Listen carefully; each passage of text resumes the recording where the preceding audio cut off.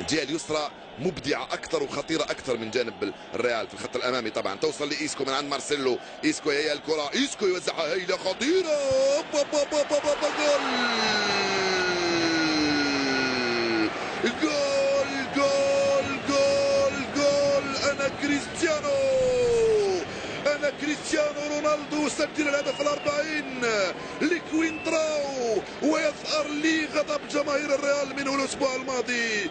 كريستيانو يرتقي فوق الجميع ويسجل اول اهداف المباراه للريال. ولكن قبل الحديث عن كريستيانو اعيد شريط اللقطه وشوفوا ماذا فعل ايسكو في وضعيه صعبه من هناك بظهره. تمكن، شوف ايسكو لا يفعلها سوى ايسكو في رمشه عين، وضع نفسه في احسن الظروف لتوزيع كرة من اروع ما يكون. يا ايسكو انت فنان، باليسرى حتى فوق راس كريستيانو، الضربة الراسية القوية لم يقدر عليها سيرجيو ريكو. الريال يفتح مجال التسجيل في الدقيقة 36 من عمر المباراة. انت موافق في فوق ارضية الميدان. كارفاخال يوصل لخامس رودريغيز على الجهة اليمنى، رودريغيز عنده الكرة، رودريغيز يرفع كرة خطيرة، تشاريتو جول جول جول جول جول جول.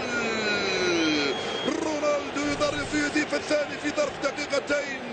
كريستيانو رونالدو يسجل هدفه ال41. يا سلام عليك يا كريستيانو، هكذا هم الكبار في الظروف الصعبة يقولون أنا هنا. كريستيانو قال لزملائه، قال لمن انتقدوه أنا هنا. كريستيانو رونالدو الثنائية، الأول بالرأس والثاني بالقدم. الكرة ملعوبة بشكل رائع من شيشاريتو. كريستيانو رونالدو لم يخطئ لأنه لعب الكرة ويدي الحارس كانت بعيدة. الخطأ في الحارس، لو الحارس ارتطم بكريستيانو لصفر له الحكم خطأ. رونالدو بأصابع رجليه يضيف الثاني للريال. يا سلام عليك يا كريستيانو. 2-0 صارت النتيجة. عناصر الريال استثمروا في النقص العددي.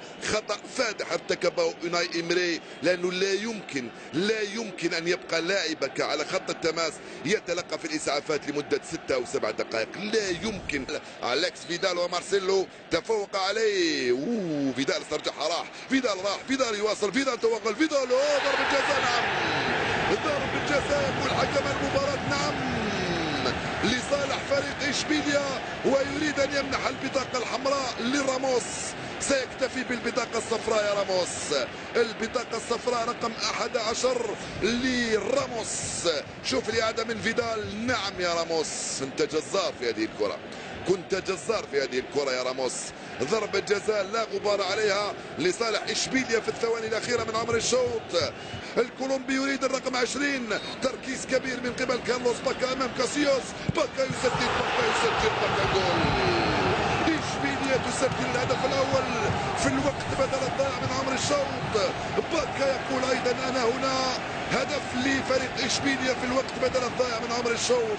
كارلو أنشيلوتي يحتاج لأنه يدرك مدى أهمية هذا الهدف وعبء وثقله ومدى تأثيره على مجريات الشوط الثاني. أرجو أن تبقوا معنا. أشكركم وألقاكم مع بداية الشوط الثاني بإذن الله.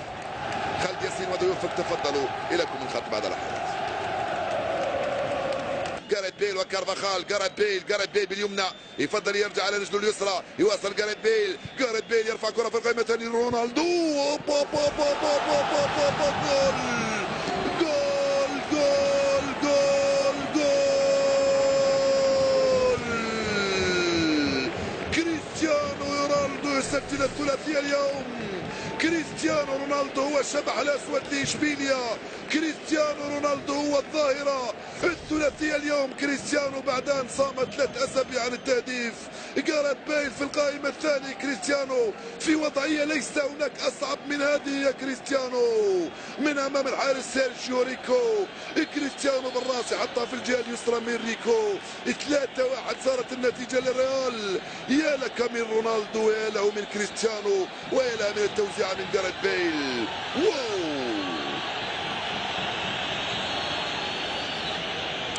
مادام كارلو أنشيلوتي يخرج بهذا الشكل ويدخل إلى أرضية الميدان يحيي أشباله بهذا الموعد. يوفنتوس الثلاثاء المقبل، الموعد في موسم صعب جدا على فريق ريال مدريد الذي يجب أن يفوز بهذا اللقب. كرة خطيرة، جول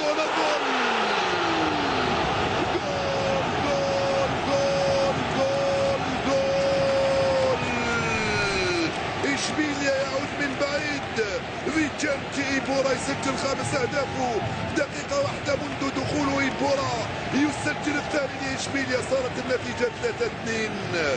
3 أهداف مقابل هدفين للريال أمام إشبيليا. ريس فعلها، أليكس فيدال توغل، مرر الكرة على طبق لفيجنتي إيبورا أمام دفاع الريال. المباراة لم تنتهي بعد، الريال لم يفز وإشبيليا لم يخسر، وكارلو أنشيلوتي يؤجل فرحته. التمريرة من أروع ما يكون يا إيجاريا كاسياس